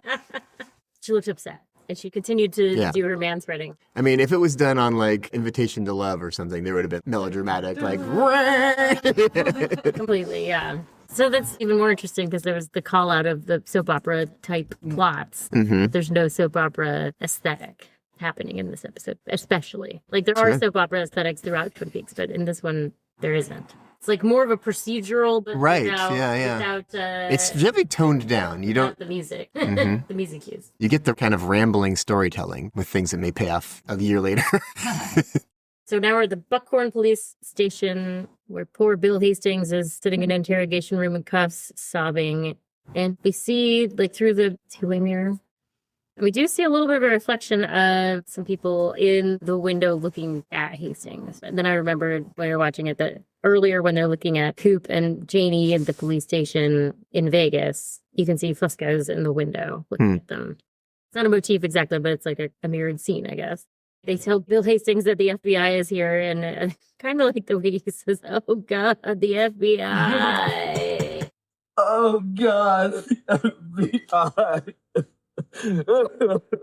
Now he knows it's real. It's bad. Things are bad. I just absolutely love Matthew Lillard in this scene. He's so good. He's very good. In interviews, he says he has no idea what he was talking about or supposed to. He's like maybe one of the most clueless actors, but he did it beautifully. Even if you didn't understand it, it seems like he did. Mm-hmm. Editor's note. Regarding Matthew Lillard's experience in Twin Peaks: The Return, there's a great interview with him in Vanity Fair, July 13th, 2017, by Laura Bradley. He was given no background on his character. He had no idea what his motivation was. He wasn't even allowed to see Tammy's lines beforehand. He told Mark Frost, quote, "I don't have any idea what any of this means, so you've got to let me know at least what I'm talking about," unquote. Frost then attempted to walk him through what his character experienced. Prior to The Return, Lillard was a fan of Lynch's movies, but he had never seen any Twin Peaks. But, quote, "When a David Lynch opportunity comes through, you're jumping at the chance. It's the most intimidating scene I've ever read on the page. There's this slug line of emotional high stakes, and then none of it means anything. So you're like, oh my God, can I actually pull this off? I was super aware of the fact that I was doing something that wasn't an average day of work. I was crazy stressed," unquote. To add to the stress, this was Christabel's first day of acting, period. Regardless, they got the scene done in 2 takes. Quote, "We're shooting in a real jail cell, and I realized it was echoing through this 1930s cement building. I was wailing like a beaten child. I was so happy after that moment. The energy was there. People were crying. It feels like you've done your job. It's life-affirming in a way," unquote. Yeah, and he's kind of all over the place talking about his website and how he does a lot of reading about all kinds of things. And it sounds like Ruth was a hacker. That's kind of the first time we really learned that Ruth had skills. Like, she hacked into the FBI's secret database. That's pretty good. Major Briggs couldn't even get in there, but she could. But also they were in love. Yeah. And he says that they found out they went to a certain place at a certain time. So that kind of calls back the earlier scene where they're like, we go to Jack Rabbit's palace at this certain time. That's how you get into the other dimension. And at the time the show was airing, they did create a search for the zone website in the classic GeoCities style. It's not up anymore, but you can find it on the Internet Archive, so I looked at it. It's really simple, but there's a lot of links to real articles, like On Electricity by Nikola Tesla, and an article on parallel universes from a website called the Epoch Times, and another article called Why Frequencies Are the Key to Understanding Parallel Universes and Time Travel. Those are websites and articles that still exist on the internet. Like, that's interesting that they found actual external source material for these things. And Bill's last blog entry was November 15th, 2015. And it says, "We have to reconcile with the question that if someone from outside our familiar world gains access to our plane of existence, what ramifications will that entail? There might be forces at work from deep dimensional space or from a future. Or are these one and the same? Think of the events that could have splintered time, the things that could have laid the seed for a starting point for this development. Perhaps technological innovations or the assassination of President Kennedy." Which brings to mind to me when Coop says, What really went on between Marilyn Monroe and the Kennedys? And who really pulled the trigger on JFK? That looker in grassy knoll. The 2 lookers. The 2 lookers in the grassy knoll. He pulled the sweater. Oh, and he also mentions sci-fi author Robert A. Heinlein, who's a real author. It was the pioneer of what's known as hard science fiction because of its basis in scientific fact. So that's interesting. It tied into real things, like they made it as real as possible, or at least real schools of thought that existed on the internet. And he doesn't reference Ruth on the website at all. He says he has an anonymous partner. So Tammy sits down with Bill, and I really like Tammy in this scene. You really get to see Tammy's skills where she has the bedside manner, I guess, as it were. She's good in the interrogation room. She's like the opposite of Chantal. Like, she gets information out of people by listening to them and being kind, not by torturing Not torturing them. and eating Cheetah's room. So she asked him what he meant by "we met the Major," and then he tells her this amazing account. He was hiding there, or hibernating, as he said. And so he asked us to get him numbers, coordinates. We brought him back the numbers last Thursday. something terrible happened. In between telling information, he also freaks out a lot. This is all my fault. It never should have happened. Please, I didn't kill Liz. I loved her. I loved her. I don't know what is happening to me. Why can't you help me, please? We were so happy together. We were gonna go to the Bahamas. I feel so bad for him because it's not his fault. It was pretty horrifying, his whole ordeal. I wish he didn't blame himself so much because all he was curious. But he got touched by the lodge, and maybe that's like a little mini motif in this episode is people who had their lives ruined by accidentally having links to the lodge. As we'll see, there are two ladies at the roadhouse later. Yeah. And obviously Ruth and basically everybody. And then she has him point out the major amongst 6 photographs. And I really want to know who the other people are in the picture. I couldn't find it. I know, I always look at those. Looks like a little like Albert, maybe? I don't know. They're probably like ADs and things like that. Right. It's fun. I really love props. Tammy asked him very pointedly, can you tell me what happened? And he can't exactly, but he does his best. I gave him the numbers. He started to float up. And he said some words. Cooper. Right before his head disappeared. It was something like no one has ever seen before. I've never seen anything like it. I've never read anything like it. You don't know. You weren't there. I'm surprised that he recognized that. Because if you're watching that and you don't expect anyone to say anything and they say Cooper, would you be like, he said Cooper? You know, would you recognize it as Cooper? I think you would remember everything about this. Yeah. This is a pretty singular experience. Cooper. I don't know. It just seems like, why do you have any idea why he said Cooper? Not that he knows why, but he would remember. I wouldn't remember. Yeah. When Tammy says, can you tell me what happened? I'm like, please summarize. I'm not getting much out of this. The whole season is like this for me. Do you have any questions? Yes. What is happening? Like he says, it was something like no one has ever seen before, which I'm sure would feel that way. Like, a couple people have, but only a very select few. The gifted and the damned. And then I like it when he says, you don't know you weren't there. Mm-hmm. She's not even questioning him. He's just So he he's understands that this sounds Right. It sounds crazy. Wild. Right. Yeah. And then it's so terrible. It was so terrible. He had to hold Ruth. She was dead. I don't even think he knows how she died. He's just said, and then Ruth was dead. And then Ruth was dead. It was so terrible. And I had to hold her. And then I woke up and I was in my home. Which is so beautifully delivered. This whole monologue, so perfect. He was real excited for the Bahamas. I know. I want to go scuba diving.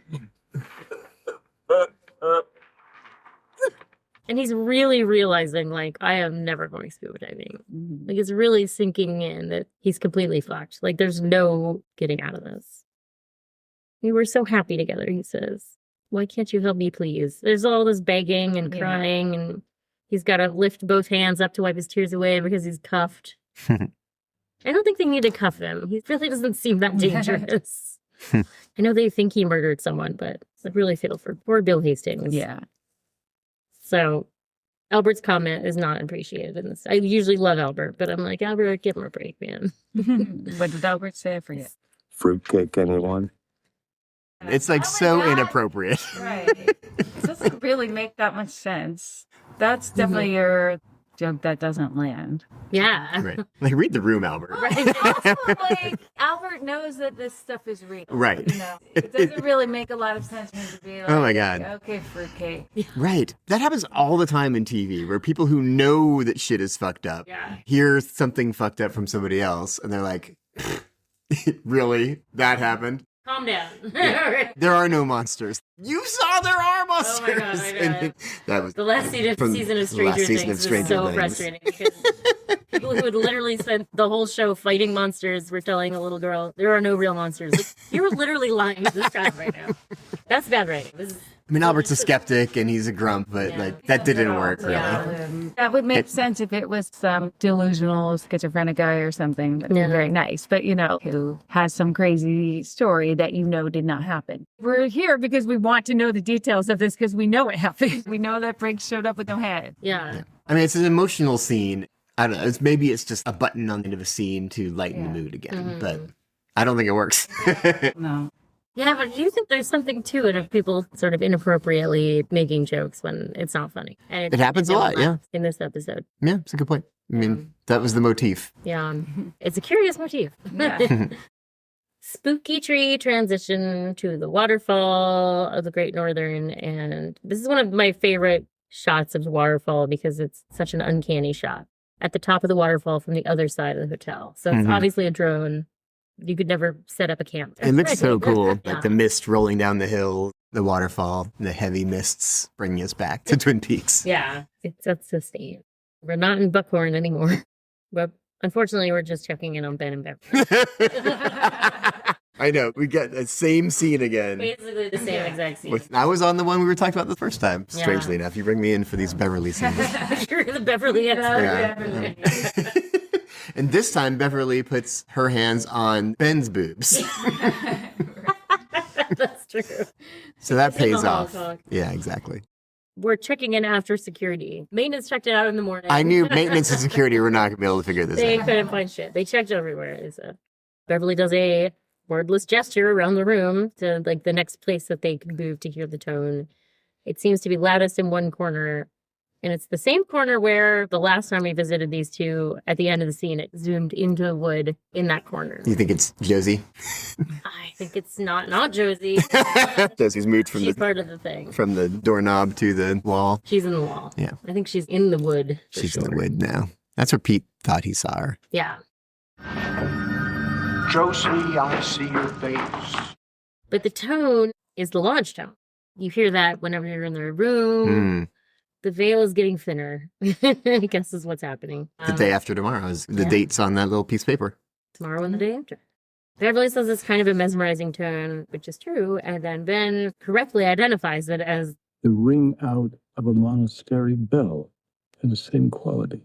it is a Buddhist singing bowl. Literally what's making that sound. And then they hold each other and Ben's like, Beverly, I can't do this. I don't know why it is. and then she says, You're a good man. you don't even know him. That's nice though, because like that was a big obsession of his at the end of the initial run. He's like, I want to be a good person. And I guess a good start to that is not it worked get out. married. People who work for you. Yeah. And people who work for you. Yes. People who work for you who are also married. 2 reasons not to do that. Such a good point. And we come to this place for magic, Roadhouse Puddle, with the sudden sound of Hudson Mohawk's dark electronic music. Claudia, my cat Claudia, was on my lap for both times we watched this episode. And the first time, she was extremely startled by that sound. She was like, what? But this time, she slept right through it. So now she's desensitized, I guess. This song is called Human. It's some of my favorite Roadhouse tune. They're just the opening act. That's true. It's just so that this unsettling human music can be played over the scene between pop musician Sky Ferriera, who's playing a character named Ella, and Carolina Wydra, who is playing a character called Chloe. And now we know Carolina Wydra as one of the leads on the Vince Gilligan sci-fi show Pluribus. And at this point, we only had seen her in Inland Empire. She's in the locomotion scene in Inland Empire. Oh, fun. She's really, really good on Pluribus. She doesn't get to do a lot here, but she's got a really interesting look about her. And at least she doesn't have a rash. That's what I like about her in this. She's definitely my favorite at this table. In terms of what she's doing with her hands or not doing with her hands. Oh. The reason Sky Ferriera is here is because she is a big Twin Peaks fan. I don't know who that is. She has a song on the Baby Girl soundtrack. I only knew 1 or 2 of her songs before this, but then I looked her up because her debut album is called Nighttime, My Time, which is a Fire Walk With Me reference. It's something Laura says. She says to Donna, I'm going to see James tonight. Why are you suddenly so interested in who I'm going to see at night? Nighttime is my time. So she was super stoked that she got to do this, be in this scene. And they gave her fucked up teeth. I know, they made it look so bad. Nastiest. Pretty bad. Acne everywhere. Oh, really my bad God. rash. Yeah. I don't think David likes when people want to be in his shows. I love you so much. Put me in your show. Well, I mean, I don't He's know. either like, no, or He- you can have a rash. I don't know if it was like the shoes Just a bugging him or theory. anything. I think maybe they like knew each other. I'll have to look it up exactly what happened. We'll have her on the podcast. Yeah, I'll give her a Well, call. sweet job. It's a good Would have idea. been better to do it for this episode. I know, right? Editor's note. From an interview with Sky Ferriera in IndieWire by Vincent Perella, December 4th, 2024. Quote, when they asked me to do it, I wasn't expecting it. It was very full circle. I've worked with David, and for his foundation, but only musically. After my album, it's very surreal. I was like, yes, fuck up my teeth. Give me a rash. I literally do not care. Give me an armpit infection. I will do anything. Literally, the day before when I read it, I really didn't know what I was going to do. But when I was doing it, it suddenly made sense when he was directing me. And then after, right after, it was like being out of your body or something. I feel like everyone that works with him feels very connected to him and inspired by him. It's such a special, once-in-a-lifetime experience, and it was literally my dream, and I couldn't believe that I was in Twin Peaks. Unquote. I think that these two characters are on the sparkle, which is what Red is peddling around town, what Richard's selling. Ah. I think it lets you see the lodge. And the reason I think that is because of their black and white imagery that they keep bringing up. Yeah. The zebra's out again. You know that zebra's out again? Did you see that penguin? Have you seen that penguin? What? You know the penguin. I know, I was waiting for a panda too. I think that's what's happening.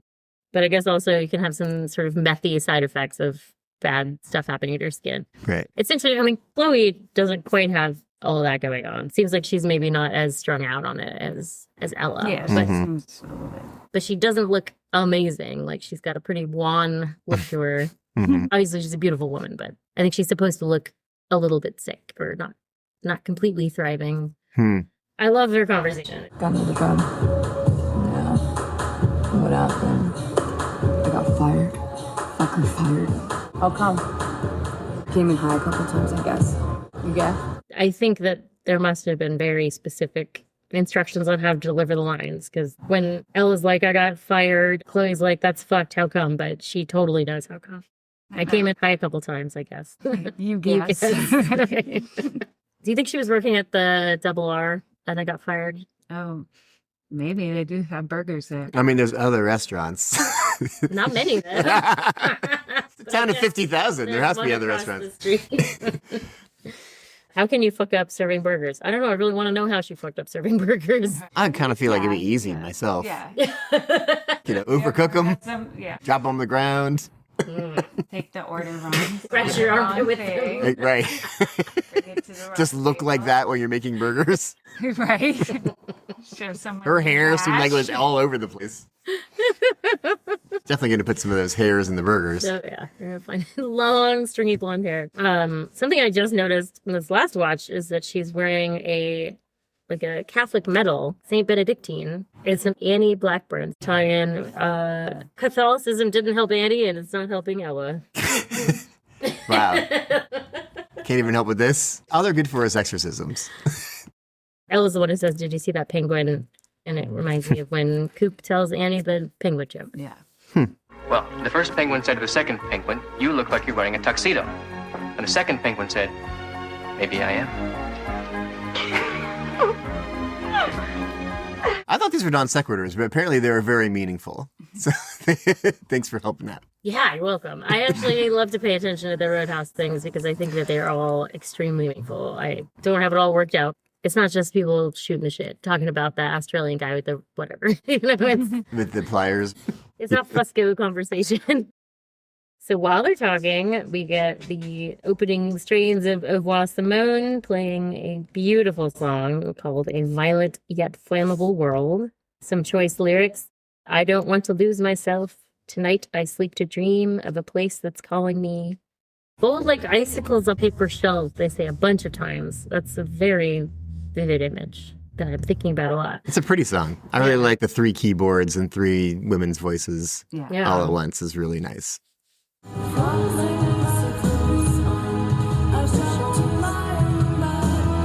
know, it's so nice. It's just the 3 keyboards. One of them is a percussion keyboard. Mm-hmm.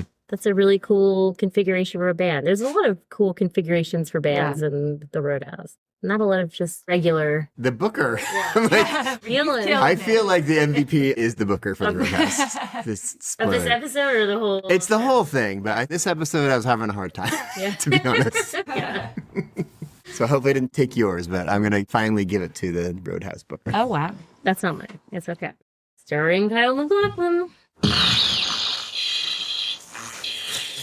There we go. We did it. Top billing. You only had 1 line. 1 word. 1 word. No, he was Mr. C as well. Okay. Oh, Good yeah, right. point. I forget. I literally cannot remember I forget that he's both. It's like my Diane trauma amnesia. Like, I don't want to remember Mr. C. But this is the nicest Mr. C ever is. This is like fun-loving Mr. C, eating Fritos. Yeah, I think it's Cheetos, though. He's got his pink sparkly phone. He's got his nice phone. He gets a wet one. Yeah. He's playful. You're right. It really is the most playful he ever. We'll see if he tops it, but I don't think Mr. C Playful Watch starts here. Any other motifs? We got the wordless gestures, the chairs. There's 2 chairs. I don't know if it's a motif, but yeah, I don't think so. And then inside jokes, references to things we don't know about. I guess there is one little moment with Ella and Chloe where they're just like, "Oh shit, yep, oh shit, yep." You know, I don't know if they're talking about anything specific. But they're just like, "Yep," like King of the Hill style. Should we do some awards? Yeah, let's do awards. Ladies and gentlemen, the Roadhouse is proud to welcome. Let's start with the ceiling fan. It's not particularly scary. Not that scary. I'm pretty scared of that rash. I'll go ahead and start.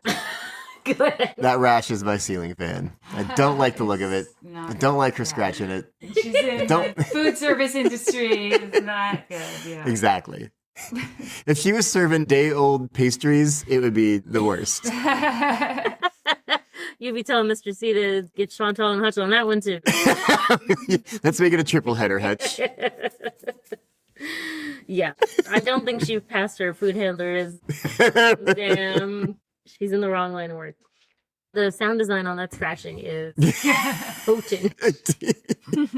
That's what people say, like fingernails on a chalkboard is bothersome to them. I don't have a problem with it. But fingernails on a rash, I do not like. Worse. It's really bad. Got some kind of wicked rash. Whee! What about you? Mine is Hastings and his whole situation. Yeah. I don't know if you need to expand on that. That's very, I wasn't really planning to. Scared. Yeah. I actually did not have a backup because that was mine too. So I don't know if I have another one. It's really the only time that's really played for fear. Even like the things that are horrible on the farm are not really, they're played for laughs almost because Hutch is so, oh, Chuck's goofy, yeah. They're dead, but the way Gosh hooks it, you know, they're back sleeping. Maybe like the first time I saw it, probably Diane getting that text, being on the receiving end of that text. Oh, yeah. Right. That's pretty cool. If that landed as like a shock, then yeah. So I'll go with that. When I first watched the show, that was my reaction was like, oh my God, what happened to her that she's in cahoots because obviously this is against her will. Right. There's obviously a long line of people having to work with Mr. C against their will. There's only 2 people who love and want to work with him. Everybody else is like, I wish I had not crossed that guy's path. You better hope that you never get involved with someone like him.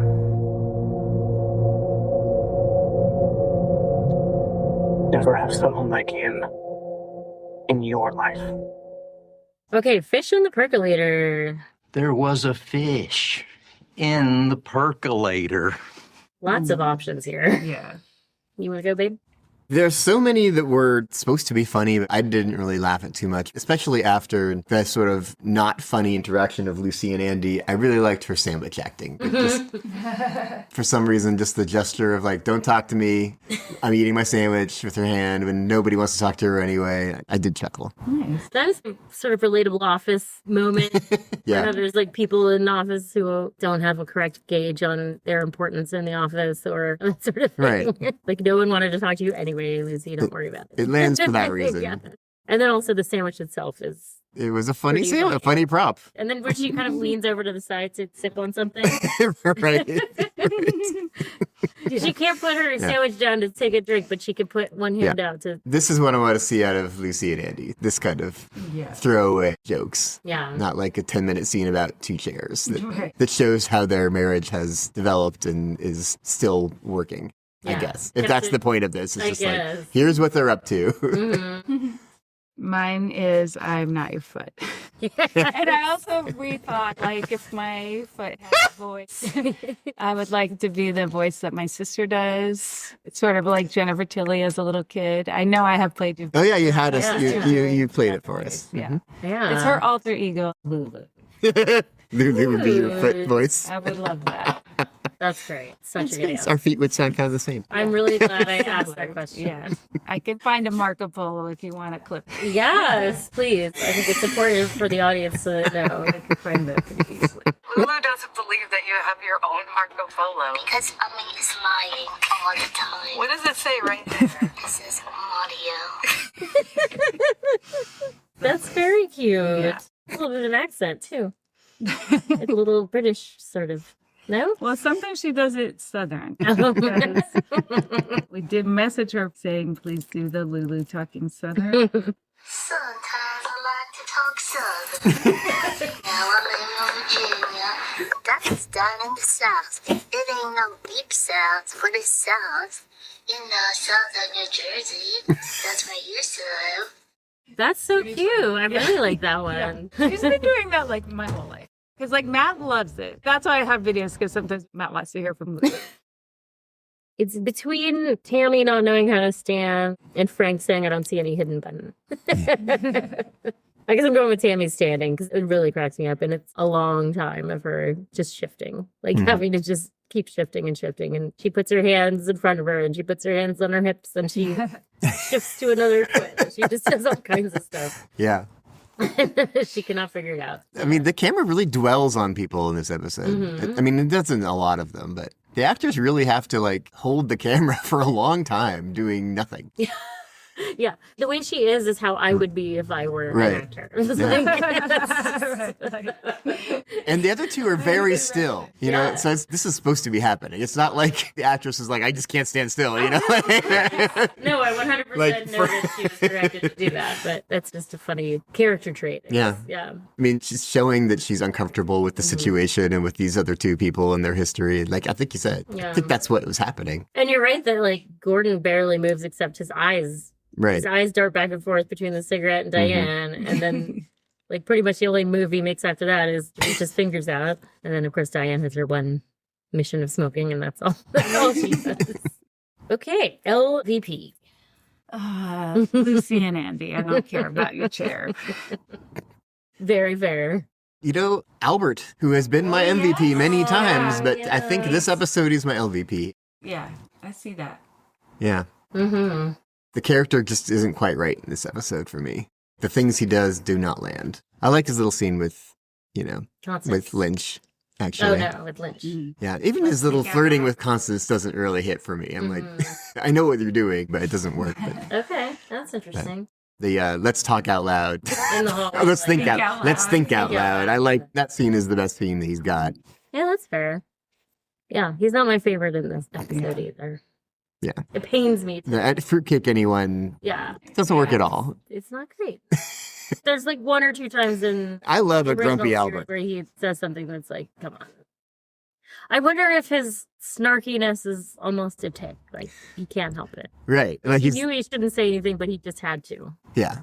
Gordon apologized in advance, so he has to do something. It's like, I gotta make that. I gotta then meet that payoff. Well, I was going to say Ike, but then there might be a point to Ike, which is just like he doesn't kill the person he's supposed to kill, so that's good. We like that he didn't kill Coop. But I just don't want to say Chad again, but Chad. I know, right? Chad is becoming the James of season 2. That's the problem. I'm like, should we make a Chad rule? Because he's supposed to be the worst, and he really is. He really is. But he's doing what he's supposed to do, you know? That's his mission in life. I know. Apologies to that actor who I'm sure is just doing what he was told to do, but he effectively played the world's most annoying person. Like, how did you do that? Genius. You've got to shut the fuck up, Chad. All right, well, MVP. I already gave mine away. You did. The Booker at the Roadhouse. Oh, yeah. Knocked it out of the park. Yeah. I really like that song a lot. By Au Revoir Simone. Au revoir. Au revoir. Revoir. You took French. Très chic. Do you think that insists on that being what people call their band? Or do they say au revoir? Probably That's not. a great question. We'll find out. Unknowable. On the show. All right, we'll call them up. I always wondered if it was like a Pee-wee's Big Adventure reference. Yeah? Because Simone wants to go to France. Oh, I bet it is. He says, au revoir, Pee-wee, and he says, au revoir, Simone. It's gotta be. Why wouldn't it be? I like them all. 100%. You cracked it. Case closed. Good luck, Pee-wee. I just know you're gonna find your bike. Au revoir. Au revoir, Pee-wee. Au revoir, Simone. A perfect movie. Pee-wee's Big Adventure. True. What do you got? Well, in keeping how my LVP was 2 people, my MVP is the whole Briggs family. Ooh, love it. Betty and Bobby both get a lot of information across, and, you know, Briggs was doing a lot. Oh, yeah. He's all over this episode, so. You obviously loved it. I think, I mean, it's the best part about this episode is just like Bobby. Yeah. And his white hair, for some reason, brings home the 25 years more than anything else. Yeah. It's true. Just how different he is. And they address that in this episode. Yeah. Well, I mean, I guess he's the only one that you regularly see in the show that was a teenager on the original show. Yeah. Lots of people have aged, you know. Right. I mean, we get James, we get other, You don't see him very often. I mean, I guess you don't see Bobby that much. Yeah. I mean, he's probably the teen that we see the most. he's just really impactful. I think he's just really good. Yeah. I think Dana's just really, he's very good. he was great in the original series and he's great in this. Yeah. His Bobby is such an iconic character. Yeah. I love Bobby so much. I love Bobby. I want to just say specifically Major Briggs. Yeah. Even though I love Bobby so much. And Betty really brought it home. I mean, she knew exactly what to do. Betty had her scene was amazing. But Major Briggs set all the show. So much to set up. Yeah. Yeah. What is Briggs' timeline? Could you do the Briggs timeline? Sort of, Like, yeah. I would love to know what happened because I am kind of at a loss. Editor's note. Major Briggs timeline. In Season 2, Episode 10, Dispute Between Brothers, Coop and Briggs go camping. Briggs disappears in a flash of bright white light, and when he returns in the following episode, he can't remember most of what happened.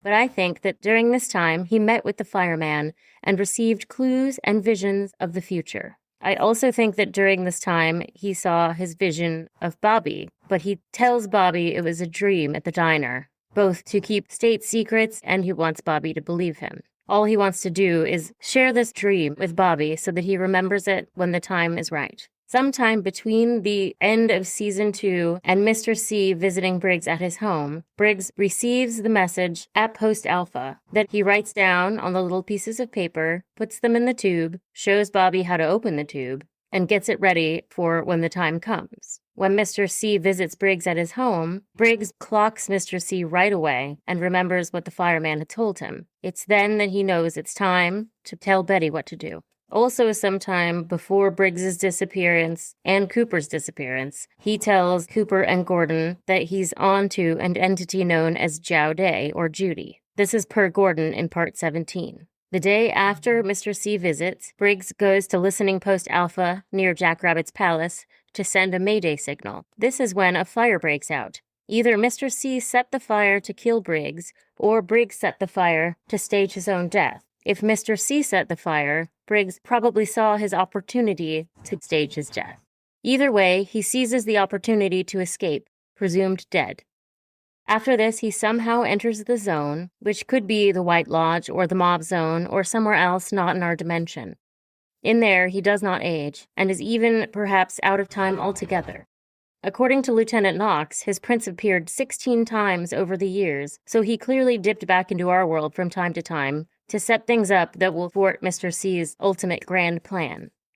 Here's where things get timey-wimey. After he receives the coordinates from Ruth, he floats up and says, "Cooper, Cooper." This is the message he receives at Listening Post Alpha in 1989. It's a message from his untethered self to himself, for Betty, to pass on to Bobby in 2016. After his head detaches from his body, it appears to trigger an FBI investigation. So maybe he even involved Ruth and Bill on purpose, because the weirdness of it would alert the Blue Rose team. His head then cruises by Coop in the Mauve Zone and sitteth at the right hand of the fireman in the White Lodge. During one of his field trips out over the years, he steals and swallows Dougie's wedding ring. He might also be the one who brings the Owl Cave ring to Ray in prison. He suspected a guard, but it could be Major Briggs in his regular uniform. That was a lot of shit setting up. I kind of like how in the end, even though it all seems really carefully planned by all these different characters, they're all just really kind of throwing everything they have at the wall in the hopes that the outcome will be favorable to them. Mm-hmm. Like, no one really succeeds in the end. Everyone fails. No, it's real. The end is pretty haphazard and nonsensical for all this planning to have gone into it. Yeah. The Coop Loop, Coop Loop, Coop Loop. What year is this?